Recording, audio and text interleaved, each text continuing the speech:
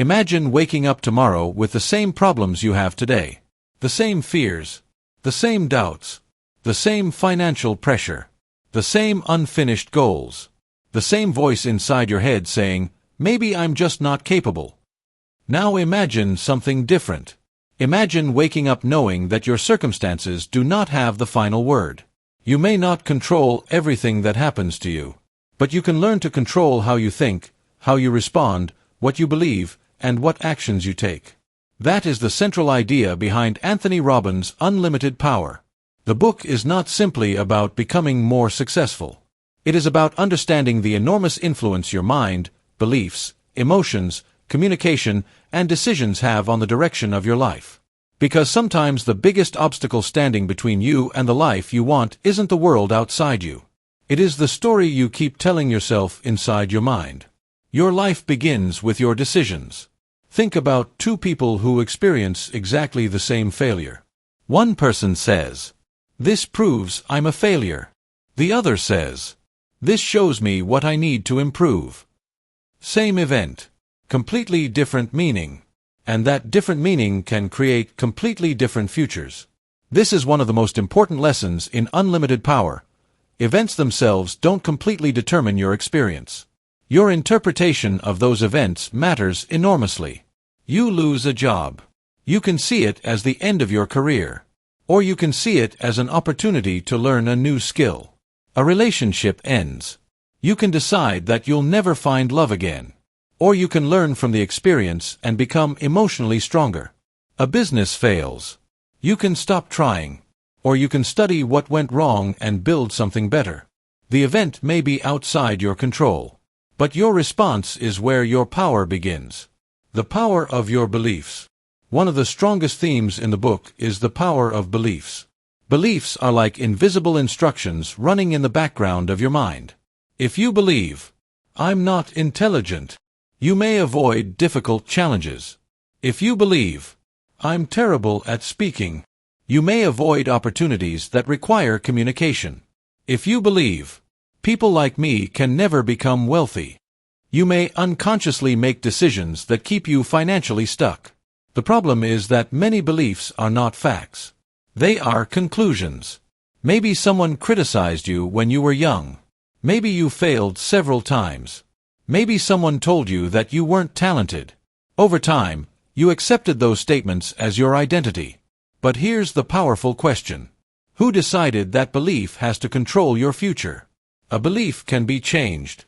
And when a belief changes, your choices can change. Your choices change your actions. Your actions create results. And repeated results can eventually change your life. You don't need more motivation. You need better programming. Think about your mind like a powerful computer. A computer can process enormous amounts of information. But the results depend partly on the instructions it receives. Your mind works similarly.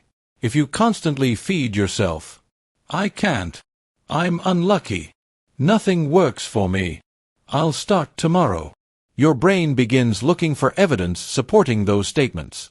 But imagine replacing them with, "What can I learn from this? What is one thing I can do today? Who can help me? How can I improve?" Those questions create a completely different mental direction. This doesn't mean simply repeating positive statements and expecting miracles. It means training your attention toward possibilities, solutions, and action. Successful people don't necessarily have fewer problems. They often develop better ways of responding to problems. Model success instead of reinventing everything. Another powerful concept associated with Robbins' work is modeling.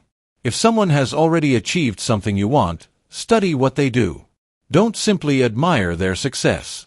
Understand their process. How do they think? How do they make decisions? What habits do they repeat? How do they communicate? How do they respond when things go wrong? What do they do every morning? What skills have they developed? You don't have to copy someone's entire personality. Instead, identify the behaviors and strategies that produce useful results. For example, if you want to become a better communicator, study excellent communicators. If you want to become financially disciplined, study people who manage money responsibly. If you want to build a successful business, study entrepreneurs who have already solved problems similar to yours. Success leaves clues. Your job is to recognize those clues and adapt them to your own life. Change your questions, change your direction. Here's a simple but powerful exercise. When something goes wrong, notice the question you ask yourself. A person who loses money might ask, "Why does this always happen to me?" That question focuses the mind on blame. But another person might ask, "What mistake did I make, and how can I prevent it next time?" Now the brain searches for a solution. The quality of your questions influences the quality of the answers your mind searches for.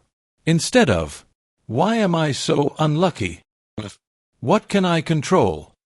Instead of, "Why can't I succeed?" "What skill am I missing?" Instead of, "Why is my life difficult?" "What is the next useful action I can take?" These questions don't magically solve your problems, but they move your mind from helplessness to responsibility. And responsibility is where personal power begins. Your emotional state matters. Have you ever noticed how differently you think when you're confident compared with when you're afraid?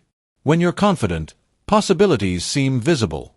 When you're frightened, even small challenges can feel enormous. This is why managing your emotional state matters. You can influence your state through your body, attention, language, and environment. Stand differently. Breathe differently. Move your body. Change what you're focusing on. Change the words you're using. Take yourself out of an environment that constantly reinforces negativity. These things may sound simple, but simple behaviors repeated consistently can influence how you experience a situation. Imagine someone about to give an important presentation. Their thoughts say, "I'm going to embarrass myself." Their body becomes tense. Their breathing changes. Their voice becomes uncertain. Now imagine they shift their posture, breathe deeply, focus on helping the audience, and remind themselves, "I don't need to be perfect. I just need to communicate clearly." The situation hasn't changed. Their state has changed. And that can change their performance. Communication is more than words. Another major lesson is the importance of communication. Communication isn't only about what you say. It's also about how you say it, how you listen, your facial expressions, your posture, your tone, and your ability to understand another person's perspective. Think about an argument. Two people may be discussing the same problem, but each person is trying to prove that they're right. Nobody is actually listening. Powerful communication begins when you stop asking, "How do I win this conversation?" and start asking, "How can I understand this person?" Listen carefully. Ask questions. Pay attention to emotion. Don't immediately prepare your response while the other person is speaking. Sometimes people don't need another argument. They need to feel understood. Better communication can improve relationships, careers, leadership, sales, friendships, and almost every area of life. Set goals that pull you forward. A dream without direction can remain a dream. That's why clear goals matter. Don't simply say, "I want to be successful." Define what success means. Instead of, "I want more money." How much do I want to earn, by when, and what value will I provide to earn it? Instead of, "I want to get healthy." Define the habits that support that goal. Instead of, "I want to start a business." Identify the first product, the first customer, and the first action. A large goal can feel overwhelming. So break it down. Big vision. Small actions. Daily consistency. You don't build a new life in one dramatic moment. You build it through hundreds of small decisions. Take massive action. This may be one of the most practical lessons. Knowledge is powerful. But knowledge without action has limited value. You can read 50 books about fitness and never exercise. You can watch hundreds of videos about business and never start. You can learn communication techniques and never practice speaking. At some point, learning must become doing. You don't need to know everything before you begin. Start. Make a mistake. Study it. Adjust. Try again. The goal isn't perfection. The goal is progress through action. If your plan doesn't work, change the strategy. But don't immediately conclude that the goal itself is impossible. There is a difference between "this method didn't work" and "I can't do this." The first statement gives you another chance. The second closes the door. The ultimate power is personal responsibility. Perhaps the most important lesson is this: your future is influenced by the choices you make today. This doesn't mean everything that happens in life is your fault. Life contains circumstances you cannot control. But you can control how you respond. You can choose what you learn. You can choose what habits you develop. You can choose which people influence you. You can choose whether failure becomes a teacher or an excuse. You can choose whether fear makes your decisions or wisdom does. And these choices accumulate. One decision may seem insignificant, but thousands of decisions can completely transform a life. Emotional conclusion. Maybe you've spent years believing that you're not capable enough. Maybe you've failed so many times that failure has become part of your identity. Maybe you've watched other people succeed and wondered, what do they have that I don't? But perhaps the better question is, what can I learn from them? You don't need to become someone else. You need to develop the best version of yourself. Your past does not have to become a prison. Your mistakes don't have to become your identity. Your fears don't have to become your future. The real power begins when you understand that your mind is not something you simply have to obey. It is something you can train. Your beliefs can be examined. Your habits can be changed. Your skills can be developed. Your emotional responses can be improved. Your goals can be redesigned. And your actions can become more intentional. So don't wait for the perfect moment. Don't wait until you feel completely confident. Don't wait until fear disappears. Take one useful action today. Read the book. Learn the skill.